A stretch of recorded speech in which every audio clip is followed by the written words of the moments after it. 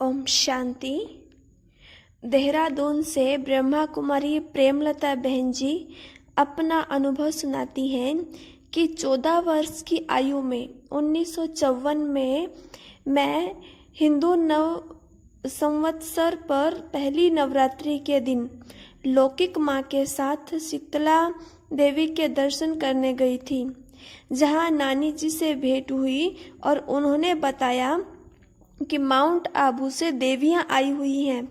वे आपके घर के पास ही ठहरी हुई हैं, उनके भी दर्शन करने जाओ। अतः माताजी और मैं नानी के साथ सेवा केंद्र पर गए। उस समय क्लास चल रहा था। मुरली तो कुछ समझ में नहीं आई, परंतु वहाँ के शांत और पवित्र वातावरण ने मन को आकर्षित अवश्य कर दिया। मेरी माताजी को तो वहाँ जाने पर बहुत ही साक्षात्कार होने लगे, इसलिए वह बहुत जल्दी ही निश्चय बुद्धि बन नित्य क्लास में जाने लगी। एक दिन दादी निर्मल शांता जी अमृतसर आई तो लौकिक माँ ने बताया कि ब्रह्मा बाबा की बेटी आई है, आप उनसे जरूर मिलो। उत्सुकतावश मैं सेंटर पर गई। दादी निर्मल शांता जी यथा नाम तथा गुणमूर्त देख मुझे बहुत खुशी हुई। ज्ञान चर्चा करते हुए उन्होंने बताया, जीवन का सच्चा सुख ईश्वर से ही प्राप्त हो सकता है। प्रथम बार प्यारे साकार बाबा से दिल्ली राजौरी गार्डन में मिलने का सौभाग्य मिला। मैंने जैसे ही बाबा को देखा, बहुत देर तक अपलक निहारती रही और मुझे इतनी स्पष्ट स्मृति आने लगी कि जैसे इसी जीवन में मैंने बाबा को कई बार देखा हुआ है, जबकि बाबा से मेरी यह प्रथम भेंट थी। बाबा बहुत स्नेह से बोले कि ये कल्प पूर्व की ही नहीं, बल्कि इसी कल्प में यज्ञ से गई हुई आत्मा है, फिर से यज्ञ में आ गई। उसी समय यह वरदान दिया कि यह धार्मिक क्षेत्र के लोगों की सेवा कर बाप का नाम बाला करेगी। उस समय तो मेरी अल्प बुद्धि ने इन बातों का रहस्य नहीं समझा, परंतु उसके बाद तो एक ही संकल्प, एक ही लगन मुझे ईश्वरीय सेवा के प्रति लग गई। इसी लक्ष्य पर बुद्धि टिक गई। शारीरिक दृष्टि से अस्वस्थ होने के कारण लौकिक अलौकिक परिवार के सभी लोग कहते थे कि यज्ञ के त्याग और तपस्या के जीवन में चलना कठिन होगा, परंतु मुझे तो बस एक ही धुन थी कि बाबा के पास जाना है, सेवा में जीवन बिताना है। इस बीच बाबा के बहुत रूहानी स्नेह भरे पत्र आते रहे और बाबा के वरदान याद दिलाते रहते थे कि तुम्हें क्या करना है। मेरी इस तीव्र लगन को देखते हुए मुझे लौकिक परिवार से छुट्टी मिल गई और सन 1956 में पहली बार मधु बन गई और सदा के लिए भगवान ने मुझे अपनी शरण में ले लिया। मेरा यह परम सौभाग्य था कि मुझे कुछ समय बाबा के साथ मधुबन में रहने का अवसर मिला, जिसमें प्यारे बाबा ने तन मन की पालना कर एक नया जीवन दिया। अस्वस्थता मेरे लिए वरदान बन गई। एक बार 18 घंटे बेहोश हो गई। डॉक्टर के जवाब देकर चले जाने के बाद बाबा ने स्वयं मुझे रात्रि 2 बजे तक योगदान देकर नया जीवन दिया। जब मैं होश में आई तो मैंने देखा कि बाबा मेरी पलंग के पास कुर्सी पर बैठे हुए मुझे दृष्टि दे रहे थे। एक बार तो मुझे लगा कि मैं स्वप्न देख रही हूँ, परंतु जब बहुत देर तक बाबा से दृष्टि लेते हुए मैं पूर्ण होश में आई तो देखा कि सचमुच साकार बाबा सामने बैठे थे और उनके पीछे संदेशी दादी जी खड़ी थी। बाबा ने मेरे सिर पर प्यार से हाथ रखा और बोले, बच्ची, पुराना हिसाब किताब पूरा हुआ, अब नया जीवन आरंभ हुआ।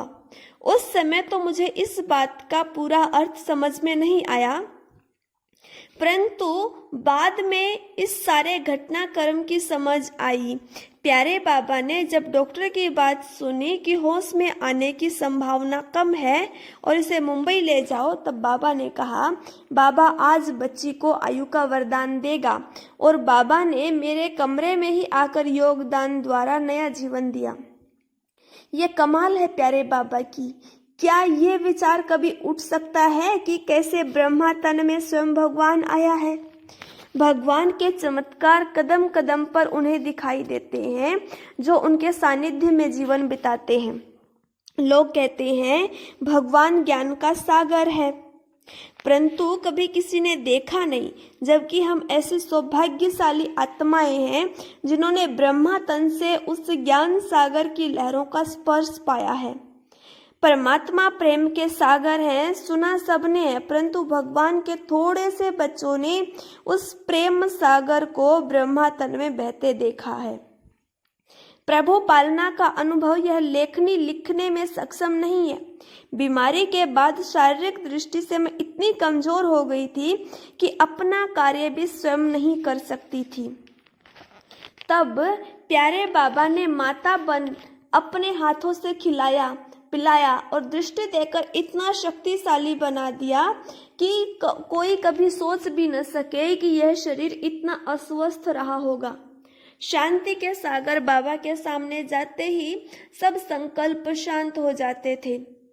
बाबा नित्य अमृत वेले लगभग 2 बजे उठकर योग में बैठ जाते थे। उस समय ऐसा अनुभव होता था कि जैसे कोई ज्योति का पुंज हो। कमरे का वातावरण इतना अलौकिक और शक्तिशाली हो जाता था कि बिना किसी प्रयास के योग लग जाता था। बाबा उस समय लिखते भी थे कि और फिर बाद में सुनाते थे कि बच्ची आज फलाने बच्चे को बाबा सकाश दे रहे थे। बाबा के चेहरे से दिव्य किरणें निकलकर सारे कमरे को अव्यक्त सुगंध से भरपूर कर देती थी। ये कैसा प्यारा नजारा था जो इन आंखों ने देखा, उसका वर्णन भी नहीं कर सकती।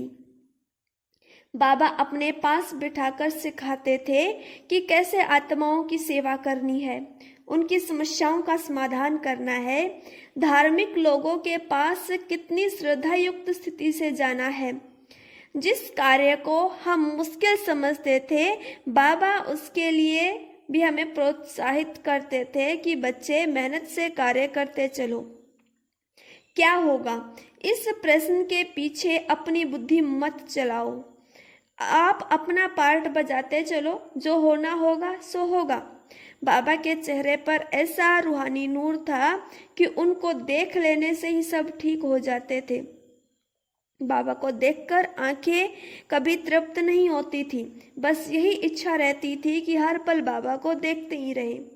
मेरे तन मन को शक्तिशाली बनाकर बाबा ने मुझे सेवा के लिए सन 1958 में पूना में दादी जानकी जी के पास भेज दिया, जहां रहकर सेवा के साथ दादी जी का त्यागी तपस्वी स्वरूप नजदीक से अनुभव कर बहुत कुछ सीखने को मिला।